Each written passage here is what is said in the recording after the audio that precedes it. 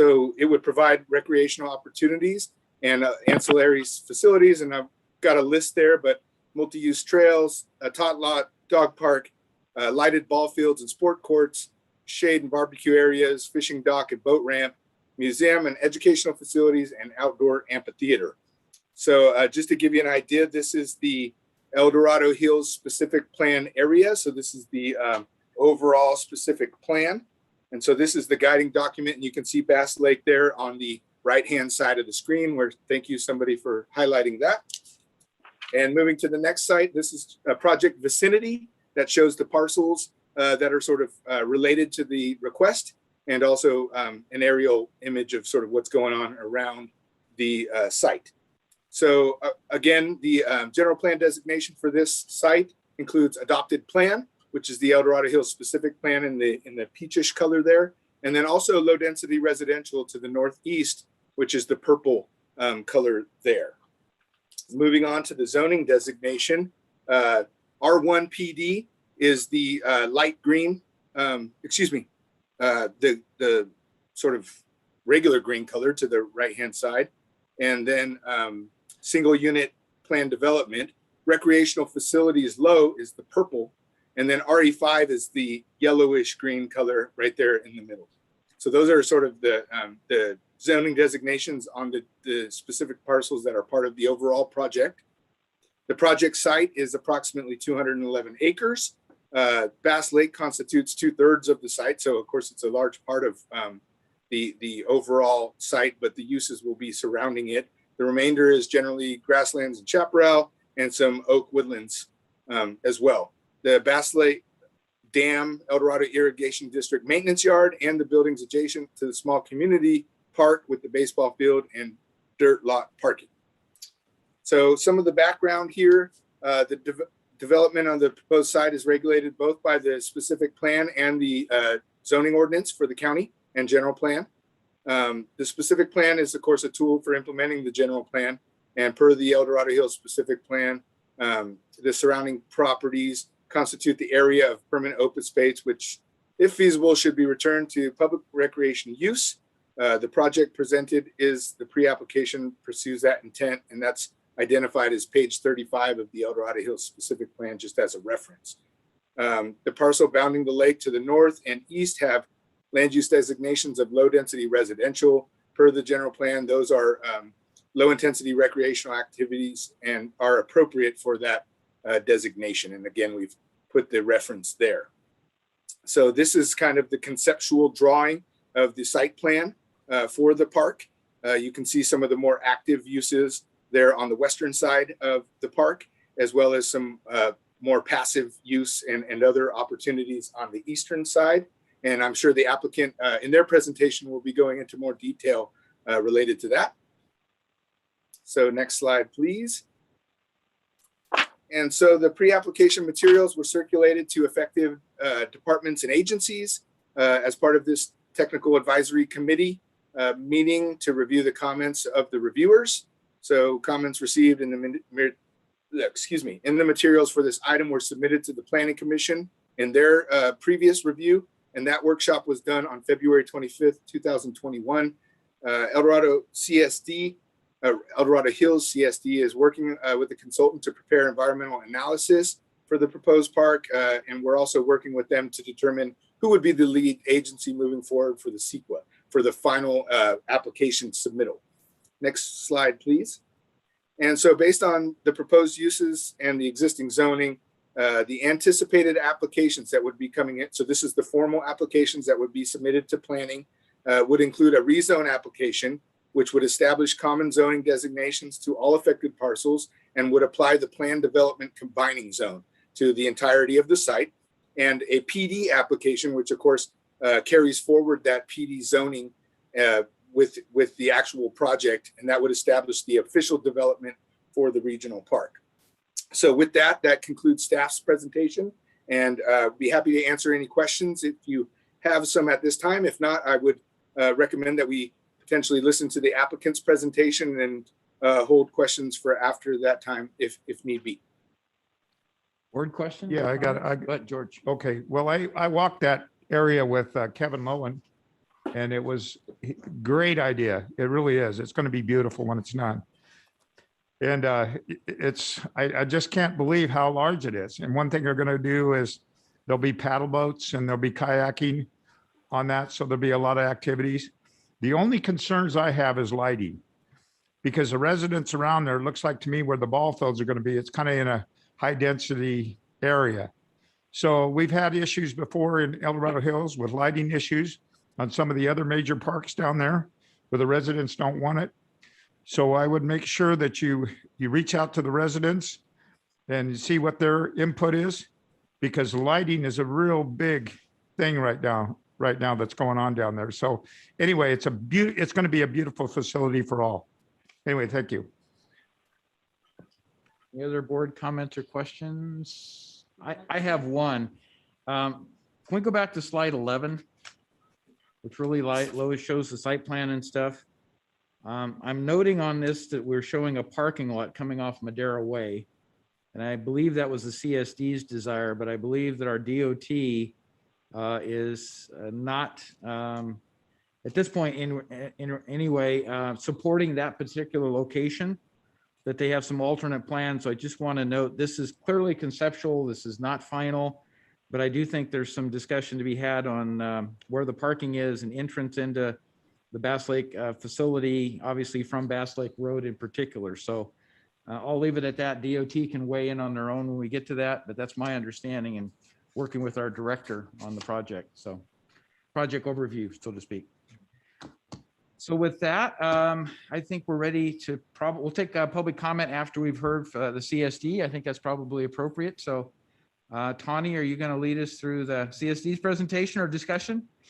I am. Very good. Welcome. All right. Thank you. Thank you for having us.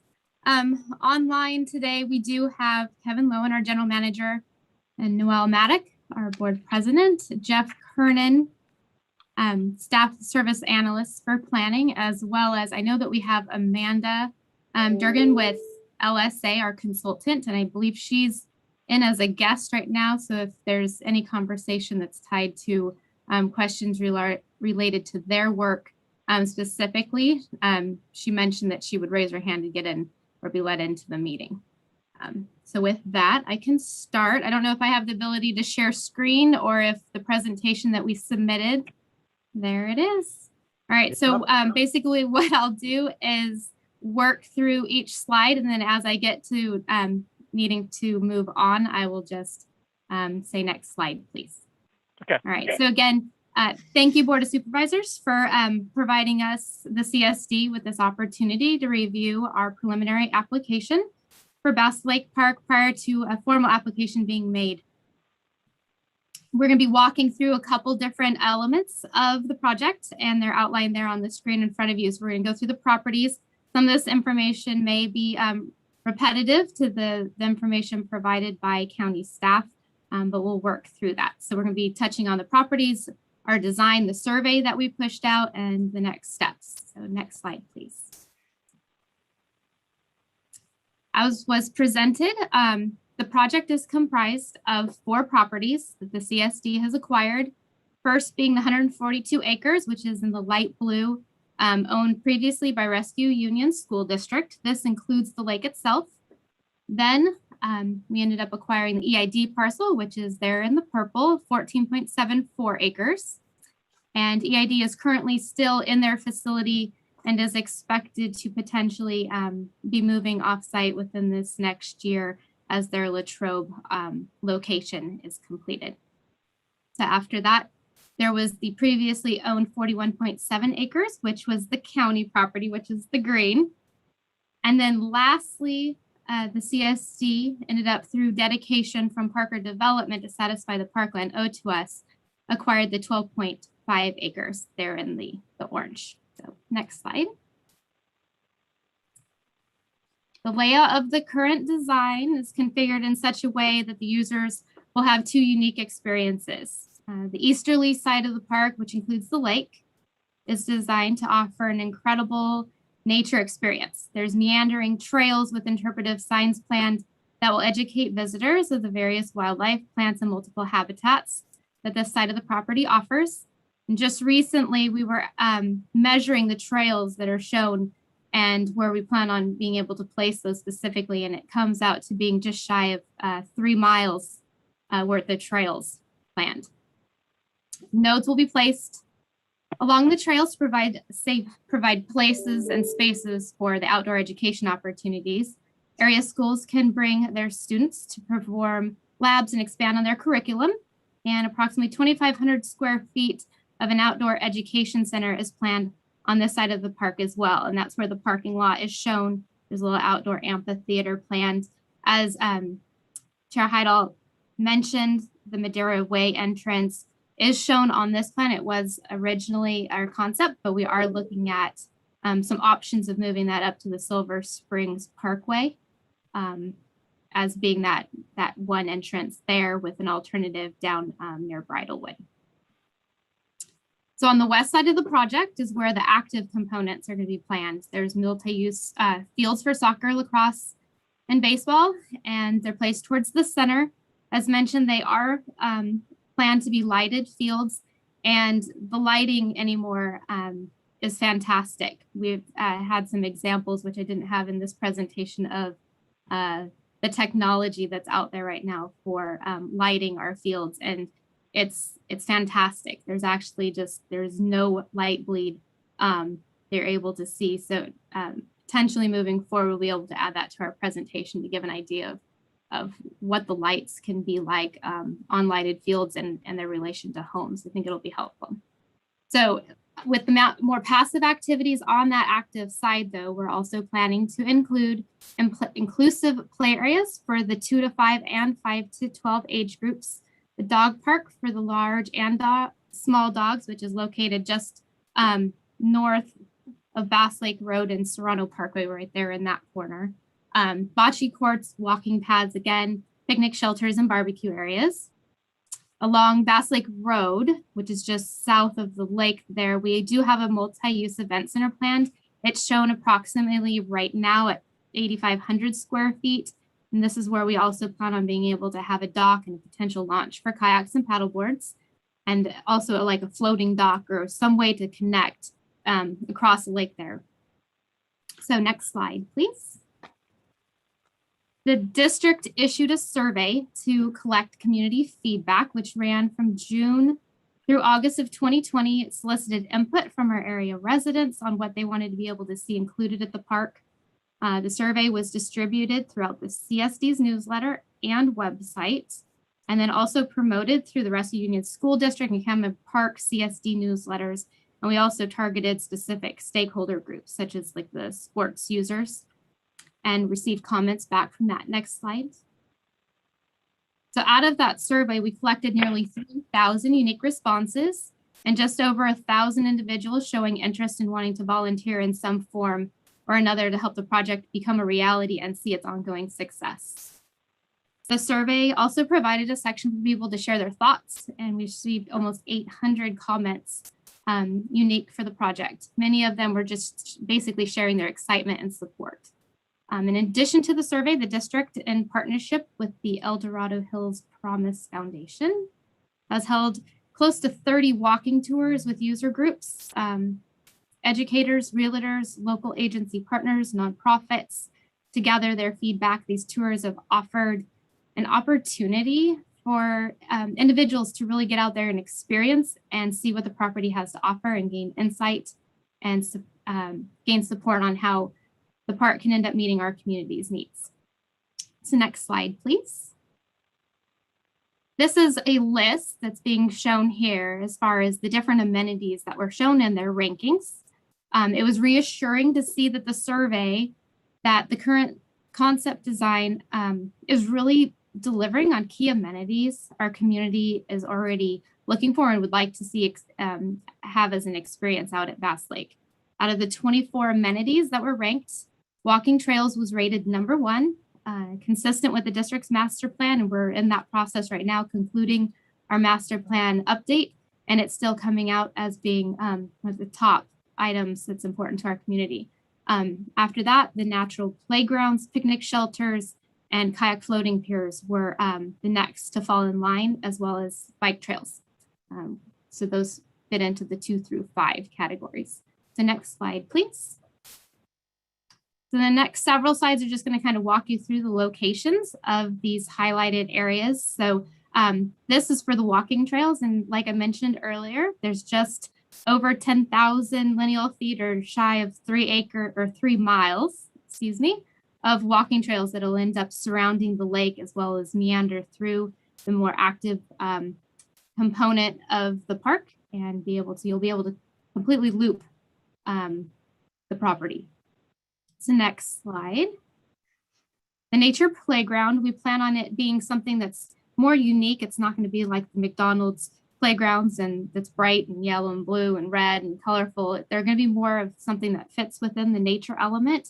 We're thinking composite wood, something that offers them the ability, like what's shown in this picture, to really experience and climb and be one with nature, and those elements in that activity natural playground will just give them an experience of being outdoors and adventuring in something that isn't plastic.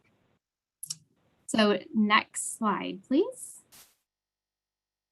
We do plan on providing several picnic shelters. We do know that it's important to, one, stay out of the sun, but it gives offerings of locations to be able to have gatherings. I know we haven't been able to do that so much this past year, but we're, moving out of that and going to be able to experience things again in the way that we're used to. So offering larger picnic shelters for parties, gatherings of the user groups, and just our community in general will be offered, as well as shade coverings over the nodes along the walking trails to provide the classrooms and those enjoying the trails the opportunity to be under cover while they're reading the interpretive signage and learning about the nature elements of the park. Along with that, there's going to be barbecuing, picnicking, and reservation type activities that are able to happen at, near those shelters. Okay, next slide. The kayak launch is something that we also show here.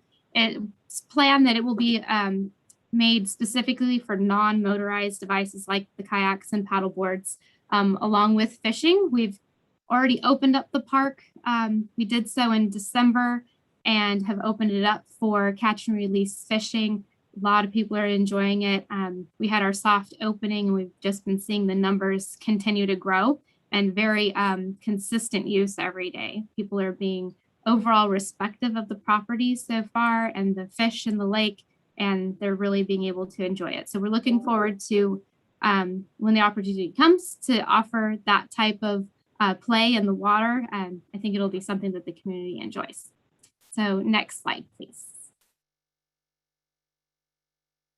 And this is where we do plan on having some trails that were planned more or less for pedestrian, but also for bikes. So it will be looked at to have a designated trail for the bikes versus pedestrians, just because we know that trying to mix those two at times can be challenging, and using the levee road may not be the best location for bikes to be, riding next to people that are trying to look at the lake and watch birds and things like that. So we are planning on offering some more off-path trails for bikes to be able to use. Next slide. So our next steps, we are in the pre-application process still with the county. We're finishing our CEQA process, and the district will look at submitting a formal application once we're through with this. We do have a traffic study that's in the works, and the final concept design, we're looking at budgeting and getting board approval for that prior to moving into construction drawings. But we're working through the process, and we're excited to get to that next step and eager to hear your comments, as well as the district looks forward to working with the county and our agency partners to help this project be a success and see it actually come to fruition, because we know it's going to be a gem for the community. So that's all I have. Very good. Thank you, Tawny. So board questions or comments? Anybody?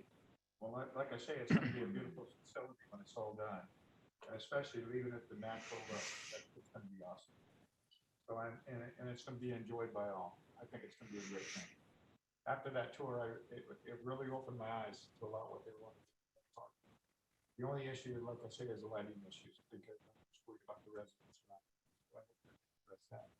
That comes up. Yeah, Yep, I went on the tour also. Thank you for that. With the Promise Foundation, I think it was called, right? That was good. Correct. Kevin wasn't available the day I went, so I didn't get to see him that day, but I'll see him on another day. Conceptually fabulous. I was pointing out when we walked around it, the parts of the trail seem really close to existing houses. And so I didn't know if, have those folks known all along that this was coming? Was there anything in their original deeds so that we're not going to have neighbor problems or that kind of thing? And then the same thing with the Serrano Village J that is coming. It'd be fabulous to get in front of that. So when those are sold, those people have to sign something knowing what they're moving into. Because I get complaints about that stuff all the time. It's like, you guys, you moved next to a sports place. Anyway, and then the only other thing that I was really wondering about is the Bass Lake Road itself. I just don't know. And I know that'll come out in studies and stuff as you guys move forward, but that's a concern, and especially in this area. So I'm sure that the neighboring residents are going to want some type of improvement with it. And I don't know what your understanding is, but you know, how will this trigger any of the, to talk about the Bass Lake specific plan originally had the 4 lanes in it. Is this going to trigger any of that, putting that back in our CIP or not? I don't know, but seems like someday we got to get those 4 lanes back onto Bass Lake Road. So for the ultimate build out, but that's about it. I think this is fabulous. It's going to be just a gem for the area and the county as a whole. So it's going to be fun to watch it move forward.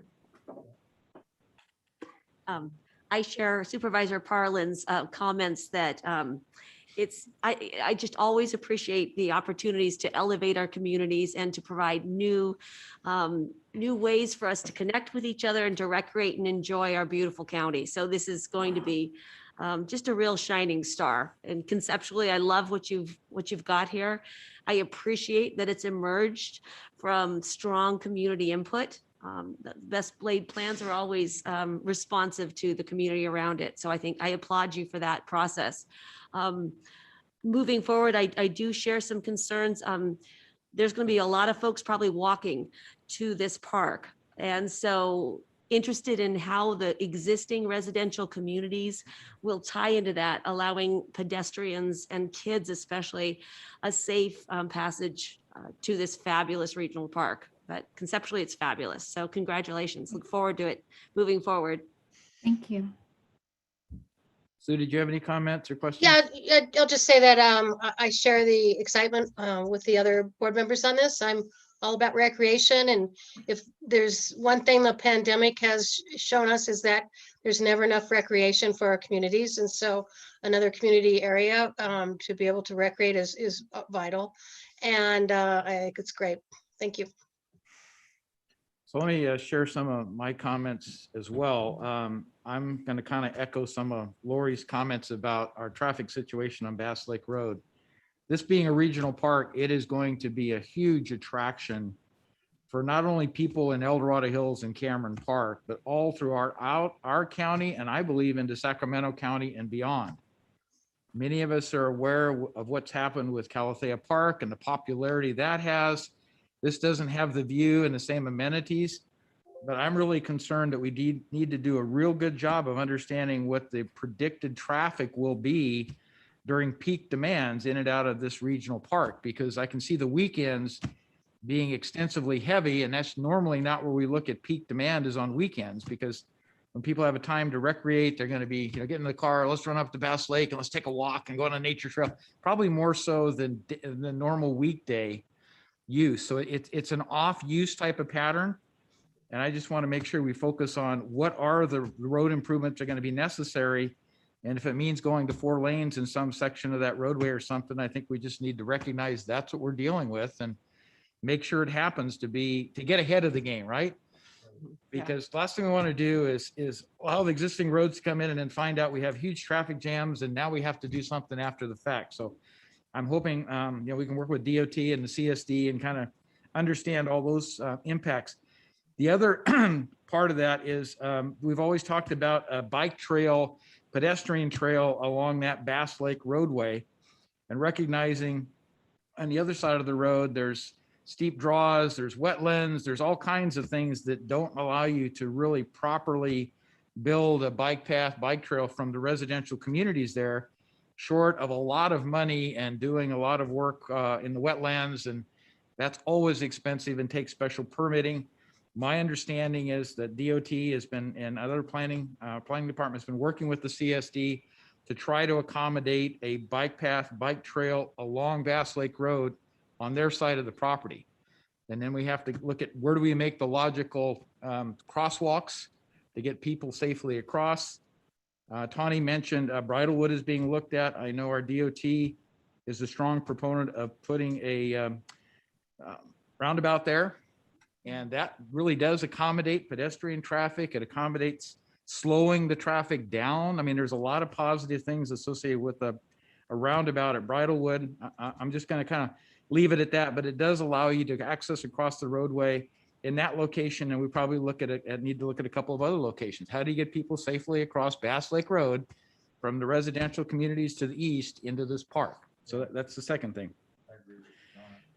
The other thing in looking at the map, the trail section you're showing on the south end of the lake, right up against Bass Lake Road, having walked that several times, that gets really wet during the winter months in a normal season. So I'm anticipating either there's going to have to be some fill that's put in there, or a wall, or a elevated walking bridge or something, because that does get very wet and muddy.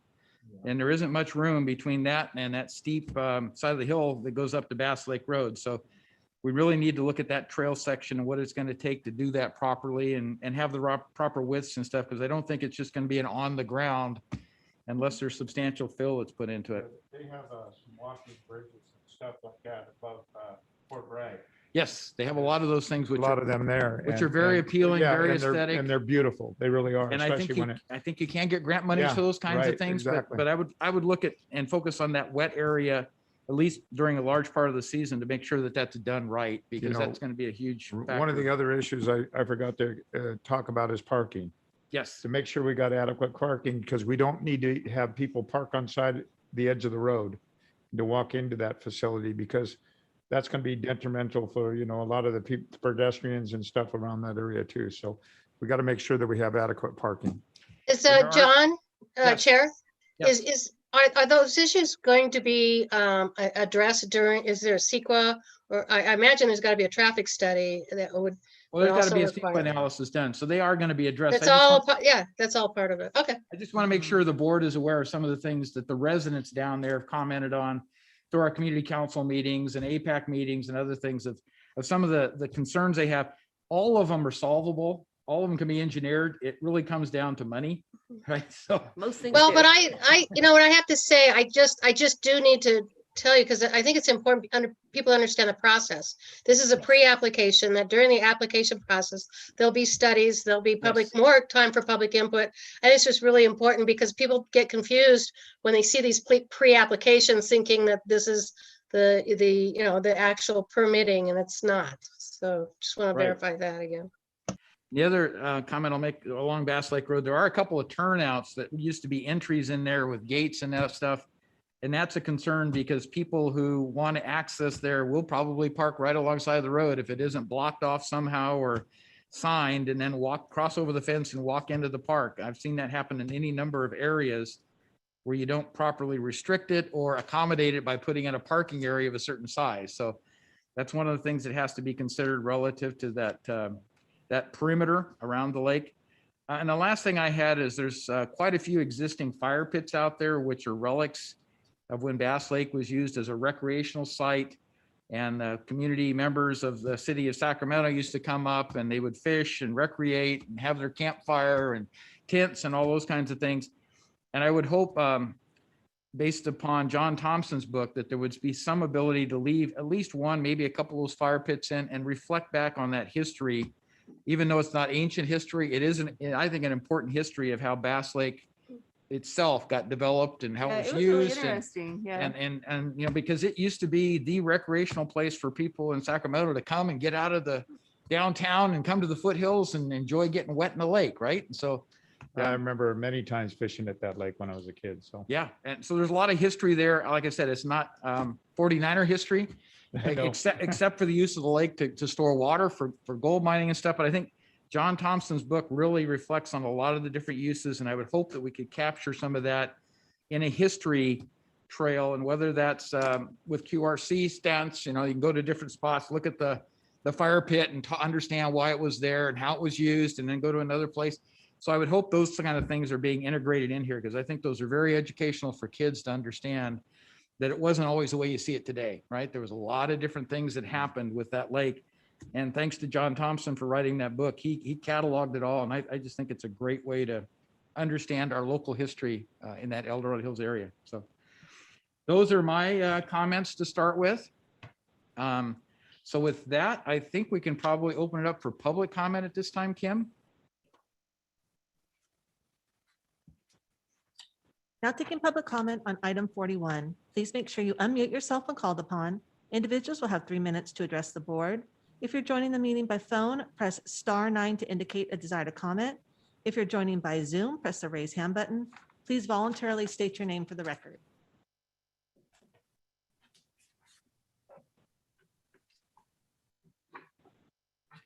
There's no public comment.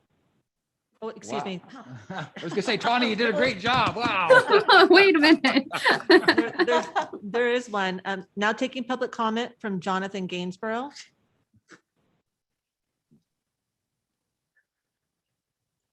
Good afternoon, board and chair, and Tanya, great presentation, and Bob, great visionary projection. We've needed a regional park. I've lived uphill here now 25, 30 years.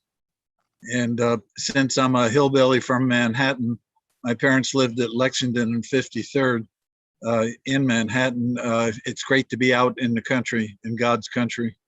So kudos on the plan. 211 acres is approximately a third of a square mile, which is roughly 1,800 feet square. 2/3 of that being the lake is a wonderful amenity to be able to bless the entire county.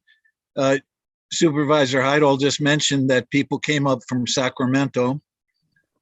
They're going to, again, of course, with the, I don't know, 5,000 or 10,000 houses coming in Folsom across Bidwell, the overpass in that formerly beautiful pasture. The number of parking spaces, as George and John mentioned, we're all thinking ahead of that. But it's going to be beautiful.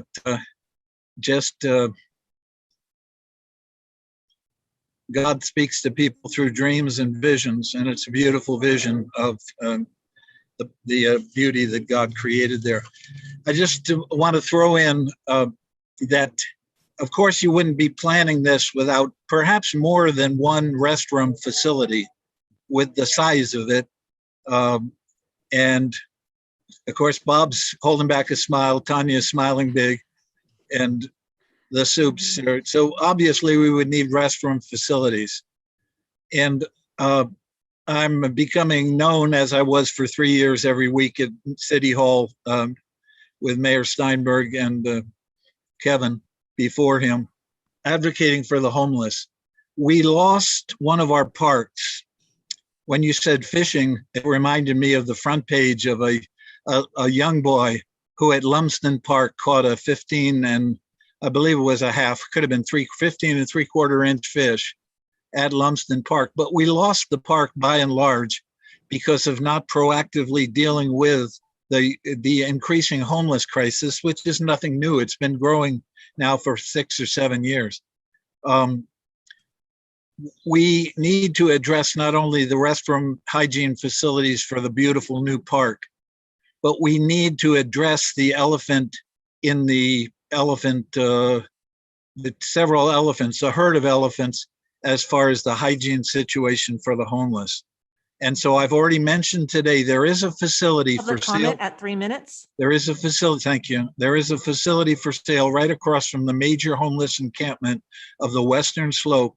It is a former bus station. It has 3 restrooms. The company, Jonathan, we're getting off topic. That's yeah, not about. no, okay, I Separate appreciate review. the vision for the park. And we need to not just take care of those that will enjoy it, but the entire hygiene issue for the county and those who are not yet being taken care of in that regard. God bless you all. Keep the vision going and get it done. If you build it, they will come. Just remember, more parking spaces. Yeah, thank you, Jonathan. Now taking public comment from 474.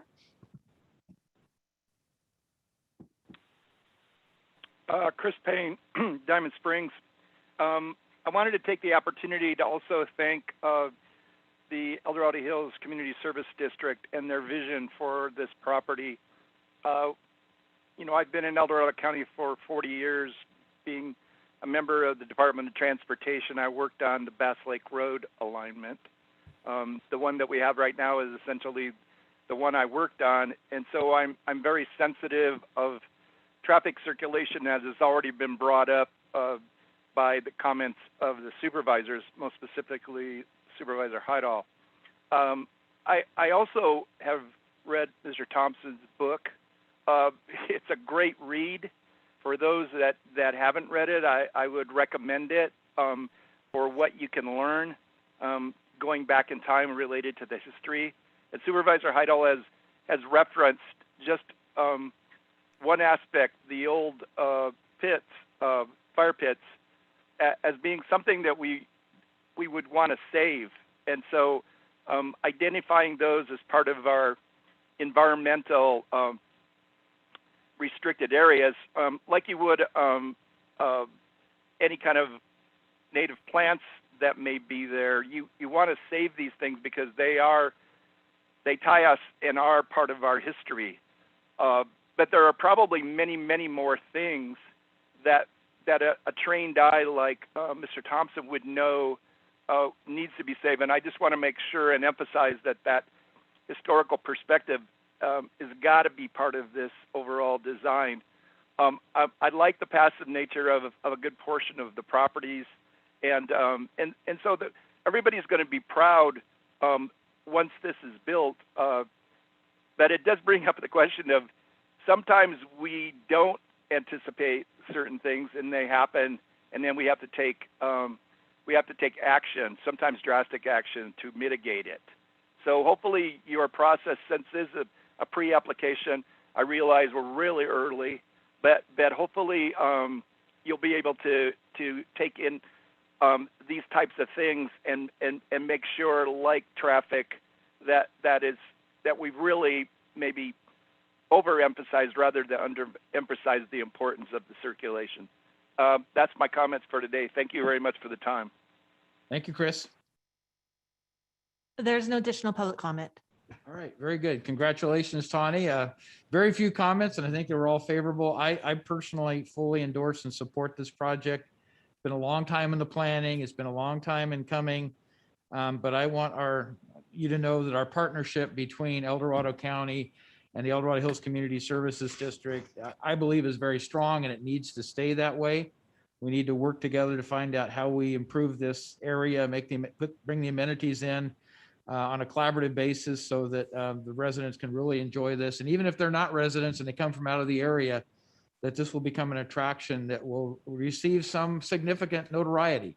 I don't want to draw everybody from San Francisco, but local respondents, I think, are fine. And I think that's to be encouraged. So again, congratulations and thank you for the presentation. Any other?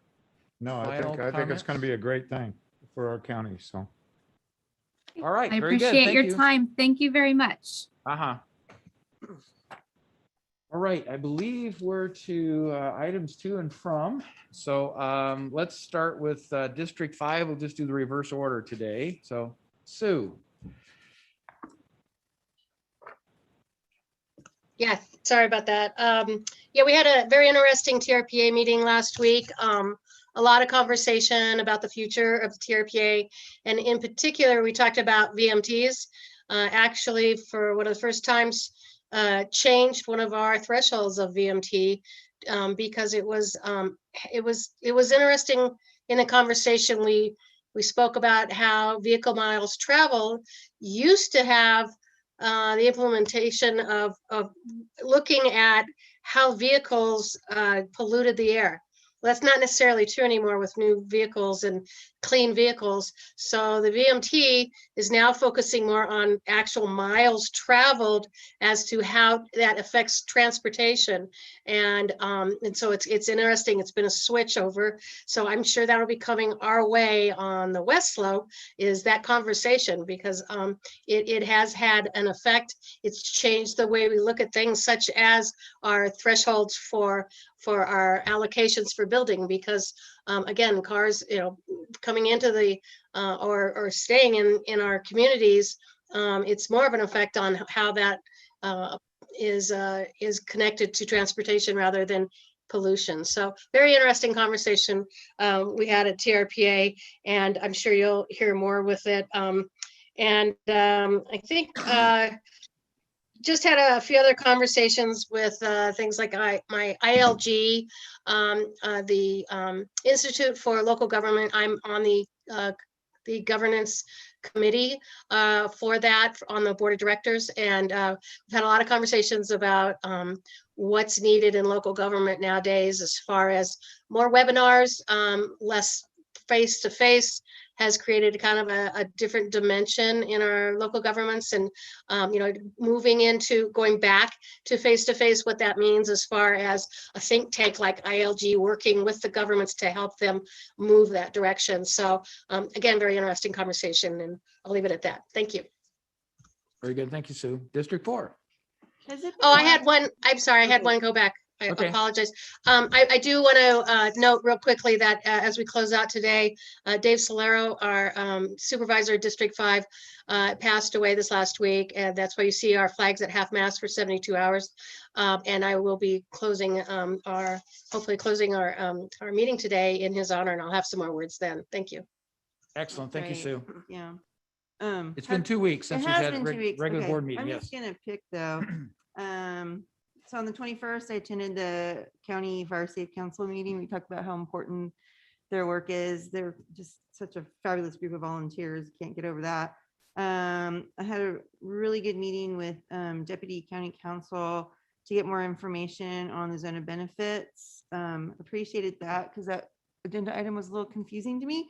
And then on Thursday, the 22nd, Supervisor Turnbull and I had another follow-up meeting with Director Martinez, DOT, regarding the zone of benefits. And I just want to say I really appreciate that they took to heart my questions during that agenda item and have put together, I think, some really meaningful data to help us when that item comes back. So we went over that. Yeah, and I just really appreciated that. I thought that agenda item at this moment was confusing to me, and the data really helped. So looking forward to that follow-up conversation. I also ended up, I don't know, everything got rescheduled, and I had department head meetings with County Council, Environmental Management, and HHSA all in the same day, which was, and I just appreciate everybody accommodating our crazy schedules. But those meetings to me are just so helpful to keep up with all the things going on in all of our districts. On Friday the 23rd, Supervisor Turnbull and I had a meeting with some VHR advocates that came down from Tahoe, and appreciated hearing their thoughts on our upcoming presentation. Then I had a meeting with my Human Rights Commissioner, and she's got some ideas for direction where the commission may go. So we'll be meeting with Dawn, since I'm no longer on there, see what we can do, getting some direction for the commission. And then on the 24th, we talked about that with the 56-acre tour up in the city. That was just, again, so helpful. The 26 taxpayers, Phil Mossbacher, our county surveyor, was the guest speaker. And the big topic that day, of course, was redistricting. It's on everybody's mind. So lots of questions there. We had the SOFAR steering committee meeting that morning. I had a meeting with Ken Payne from the Water Agency. There's a lot of projects going on that are forest management that I'm involved in the county, but totally relates to the Water Agency. So I appreciate Ken reminding me of that and how we can collaborate with those all these different efforts. And especially with all the money that's coming from the feds and the state on this stuff, it's important that we're all on the same page. And then, I had a meeting. I've got some constituents that are still very unhappy about our ranch marketing ordinance. So I appreciate Supervisor Thomas reached out, and we're going to be partnering, I think, on helping move those updates along to the ordinance in a collaborative effort. That'll be good. And then on Tuesday, the 27th, we had the special meeting with the city of Tahoe, but in that morning at like 7:30, I think it was, I actually met with the film crew from the Sierra Nevada Conservancy. They asked us to do some kind of video clips to promote the early funding that came from the state for forest management. So we'll see how I did. I'm not really good at film. Sure, you did great. Oh yeah, the crew they sent was wonderful. They have really great employees up there. So, and then that afternoon we had the hemp ad hoc committee meeting and with Supervisor Heidel, and we will be bringing the committee will be bringing our recommendation to the board on the 18th of May. So that's coming up soon. Then on Wednesday we had our CRC board meeting. Not a whole lot going on there, but one interesting thing that I just think is just bizarre is there's legislation, it's AB 428 that is being proposed because this is so funny. The voters in San Bernardino County passed a measure to limit county supervisors to one term. Oh, geez. Just one term. And it's like, yeah. So anyway, now there's a bill proposed and RCRC supported it because that just really limits your continuity. And, I mean, I'm in my third year in office and I finally feel like I'm getting my feet under me. So limiting people to just one term by statute is just, so anyway, there's going to be a bill to say that the minimum cap that counties can have in the whole state will be 2. Which fits our county. So anyway, that's, Okay. I mean, I just thought it was an interesting little thing that the voters did in San Bernardino. And it does make you wonder what happened down there, right? Then on Thursday, we had the budget ad hoc. Supervisor Turnbull invited me for a lunch meeting with Kimberly Pruitt with Congressman McClintock's office. And I really appreciated being part of that conversation. I wasn't a part of this, but I just wanted to give a shout out. We had the salmon fire broke out on Saturday, May 1st, out in Salmon Falls, which is in my district. And weird coincidence, I just happened to be on vacation again. I only go on vacation hardly ever. And this is This summer. I know, because last year, do you remember last year I went on vacation and the fork fire broke out. So I'm not going to go on any more vacations, you guys, I promise. But I just wanted to really, put it out there. Thank you to all our fire crews and stuff for just getting on that fire so quickly. It's 100% contained now. And it's a great reminder that we all need to be ready. Like we had our proclamations today, be ready to go and know your evacuation routes. So it's unfortunate, but here we are. And then yesterday morning, Taxpayers Association had their monthly business meeting and they talked about so many things I don't even know. And then last thing was yesterday morning, I went on the Parks and Rec Commission had a tour of the parks in District 4, the main sites that are being thought for proposed projects. And it was really great. All 5 of the commissioners made it out on the tour and several people from the community. And there's a lot of talk and thought about acquisitions and amenities. And I mean, there's just so much going on with parks right now. It's exciting. It's a little overwhelming. So I just wanted to thank my commissioner. She kind of worked with Vicki Sanders to put together the tour and get everybody maps and information. So be ready. They're going to be making some huge recommendations to the board. So heads up. Okay. That's it. Very good. Thank you. Let's go to District 3. All right. I attended a part of the legislative conference with CSAC. I was sorry I couldn't do more, but always enjoy those. Had our first vehicle abatement JPA meeting and appreciate that the El Dorado County Sheriff's Office is administering that program. It's kind of a pain in the neck and they do a really good job. I appreciate their time to do that. found the 56-acre tour invaluable, and really want to thank City Manager Joe Irvin and Mayor Pro Tem Middlebrook for hosting us that day. It was really eye-opening. Took part in the Camino cleanup day, and boy, those community volunteers up there are just really, they do so much for the Camino community, and really appreciate their efforts. Also had a couple of collaborative meetings on our mobile home conversation that's going to take place next Monday, May 10th at Union Mine High School from 5:30 to 7:30 p.m. And so we're in the final planning stages of that. Looking forward to that. And I appreciate CJ and some staff support for that conversation. Raphael and I and Karen met with an Apple Hill Farm to talk about mitigation measures for harvest traffic season. And I'm pleased to report that it went very, very well. And I'm pleased with the direction. Have another meeting, I think, tomorrow with another farm up there. So things are moving in a right direction up there in preparation for harvest season. So I'm pleased about that. Had a constituent meeting over zoning that we will probably be seeing in the months ahead here at the board.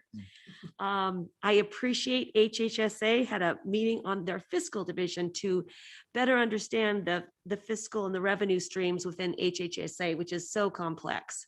So always appreciate our staff's time to educate and make sure that we have a solid foundation underneath us before we're asked to make decisions. Also, John Heidel and I had a conversation yesterday with VHR advocates in preparation for the upcoming meeting. It was actually helpful. There were some interesting insights there that I appreciated. And I had a meeting with Marshall Medical Center with Siri, as well as Maya, just talking about our partnership with the county, and always good to talk to our local healthcare provider to see areas of collaboration, as they are such an important part of our community. So that's it for me today. Very good. District 2, George. Well, Lori talked about some of the meetings we were together with, so I ain't gonna go to that part. So she's already elaborated on them. But anyway, I attended a Zoom meeting on the Community Action Commission, which was really awesome. Some of the things that they're doing and moving forward in our community, especially when it's reaching out to our homeless issue that we have. One of the things is on Saturday, I helped clean up a homeless camp that was trash that was all over behind Bel Air in Cameron Park. And we worked with a lot of the community members there. Colleen Hurd is actually the one that put it together. But my hands and my heart goes out to the HOT team. What an awesome group of men, what they've done for our county. And they have a lot of programs through the HOT team that people don't even really know that they have. That just people need to reach out to them. And some of the officers donated their own time, to help. So it was a great turnout. I think we had almost 30 people there helping, and it went really fast. Anyway, also I want to talk about the SOFAR. Met with them. We're working on, John, even item 28, which he talked about, Pioneer Energy. And I've talked about a cogen plant that could come to El Dorado County. Not only it's going to be a good thing, it's going to create new jobs, high paying jobs, but also good forest management. It's going to help with that. So there's a lot of things going on. I met with Kim Pruitt, and Tom McClintock is on board with this. He thinks it's a great idea to bring this cogen plant to our county. So we're working on some federal money that we can bring here to help get this going. So it's an awesome thing. Also, I met with a lot of my constituents, some of the issues that's going on with them. Also, I had meetings with Dave Livingston and Don Aston, and they went very, very well. So I want to thank everybody that, especially some of the people that have helped me through different things in the county. So I want to commend you for that. So thank you. All right, very good. So I want to start by going back and answering a question that Keely asked earlier relative to the El Dorado Hills Chamber State of the County address. The response we got back was, since they're a membership organization, there is a membership fee. However, they are verifying that it will be live streamed on Facebook. So Keely, I think for you, that's probably the easiest way to access if that does get confirmed that they have the live streaming capability. But again, it's a private membership, private organization. It is not a public organization. I'm also going to be giving a similar address to the El Dorado County Chamber a week after that. And so I just want to make people aware of that, but I'm assuming that may have different attendance regulations. I'm not sure, but each chamber operates differently. So it's a TBD relative to accessibility. But again, if they are to broadcast as a live stream Facebook type of activity, then the public should be able to access that through Facebook. So I'll leave it at that in terms of that response.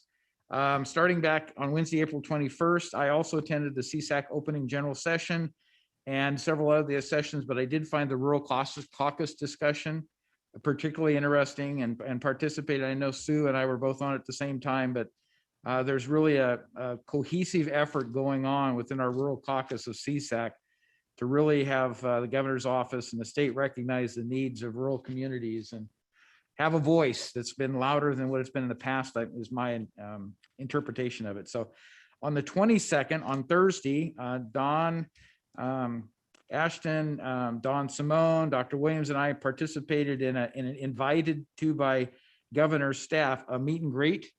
So the governor's office, there were 3 individuals from the governor's office who were involved. It was limited to 30 minutes, so it was a rapid fire type of session. But I'm hoping that's the start of a better dialogue with the state in terms of the needs of our rural communities and our rural county and what we are able to accomplish by working together. So I'm hoping that's the start and not the finish of something. We have talked about follow-ons. I'm hoping additional staff and additional supervisors at some time may get involved with that. But at this point, they wanted to keep it very small. And again, it was 30 minutes. So you can't have too many people or it doesn't work. But I was impressed at how quickly rapid fire stuff we went through, and we covered a lot of ground. So kudos to them for reaching out and starting that. On the 23rd, as was mentioned, I also attended the South Lake Tahoe tour with Wendy, Supervisor Thomas. Prior to that, I attended an FEMA OES public assistance webinar that had a lot of good discussion about things that's going on at the federal level, and then OES's coordination with FEMA. So I found that informative. We've already mentioned on the 27th, we had the joint meeting with the city of South Lake Tahoe, the Hemp Ad Hoc Committee meeting. I also attended just briefly the El Dorado Opportunity Knox Continuum of Care, which is our homeless collaborative effort. They had a special meeting, and so I was able to attend just the end of that, but I just want to make mention that there are ongoing activities there. I know our county staff is working with them closely, as well as a lot of faith-based organizations, nonprofits, and I think that's really all coming together to address Jonathan Gainsborough's comments about the need for homeless stuff.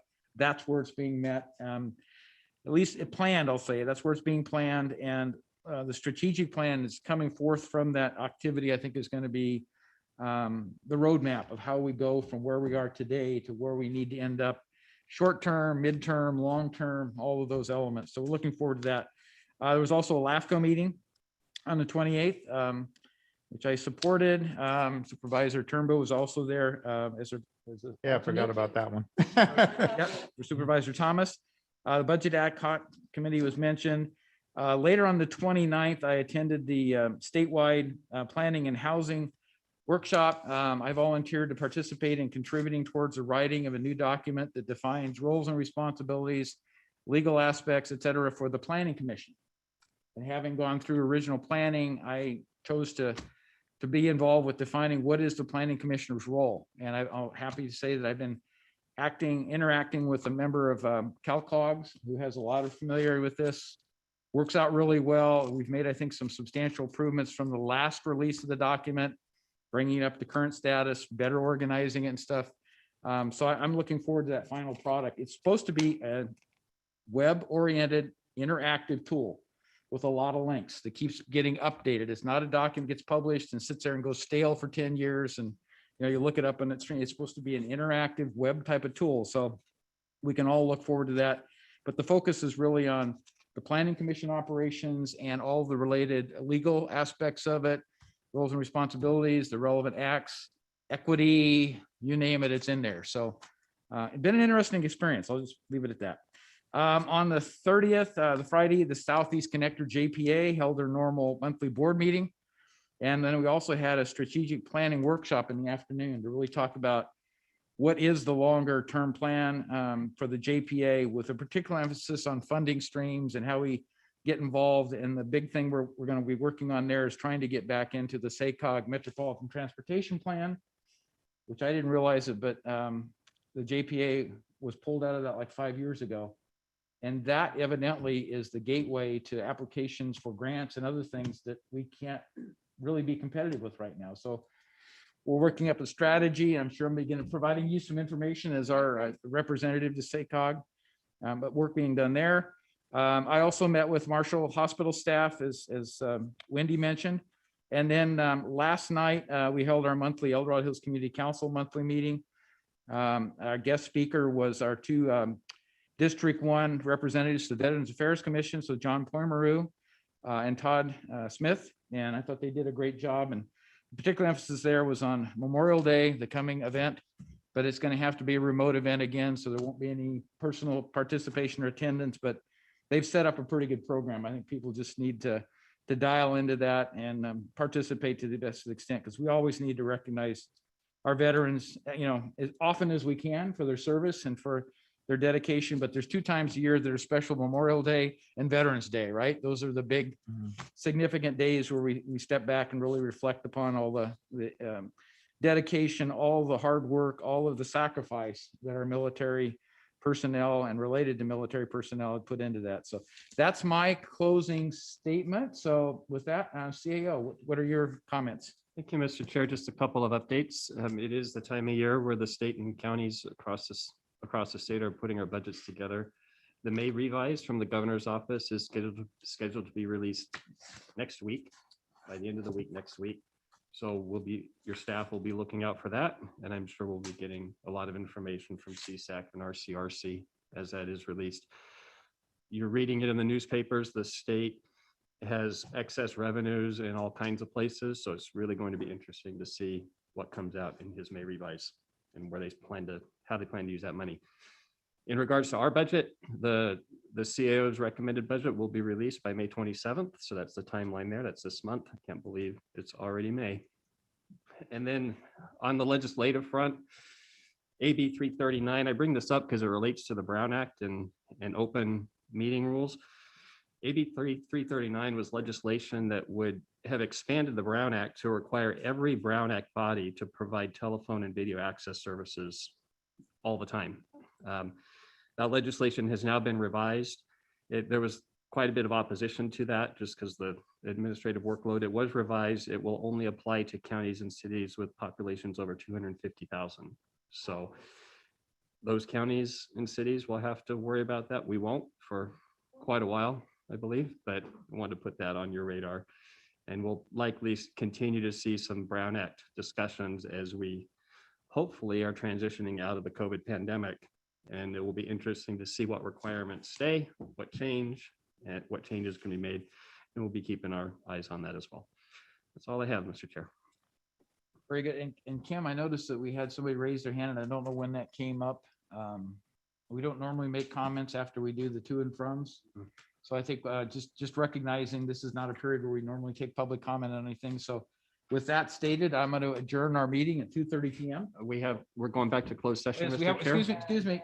I forgot that. We have one more closed session item we have to go back to, item 43, correct? Yes, sir. So we will be adjourning to closed session. And David, do you anticipate any actions in closed session? I do not, Mr. Chairman. To clarify, we need to continue the discussion on item 42. 42, it's 42. Yes. Thank you for the correction. So Chair, I would like to, at this time, recognize our former Supervisor Dave Solero from District 5. He served 2 terms. He was the former fire chief, and it was in the police department, becoming the chief of the police department there. And as our senior deputy counsel Paula France said, she said Dave was just instrumental in so many things for our county. He was very kind to county employees, demanded that all county employees be treated with respect by elected officials, managers, and members of the public. His lengthy municipal experience was invaluable in litigation matters, particularly employment litigation and sheriff use of force claims. She goes on to talk about how he was very sad that his doctors told him that he couldn't live in the altitude of Lake Tahoe because of his health. So he found another beautiful place. He retired and played golf in Hilton Head. Dave's son continues the family focus on public service, serving as assistant county manager to Washoe County. So the people of Tahoe region continue to benefit from Dave's commitment to the beautiful area that Dave, Margie, and their family called home for more than 30 years. So our hearts go out to Dave's family, and just want to make sure we honor his memory and his dedication to El Dorado County. Thank you.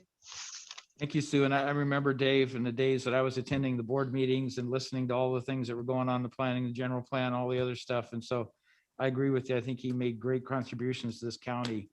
So I'm going to leave my comments at that. But yeah, our condolences to the family.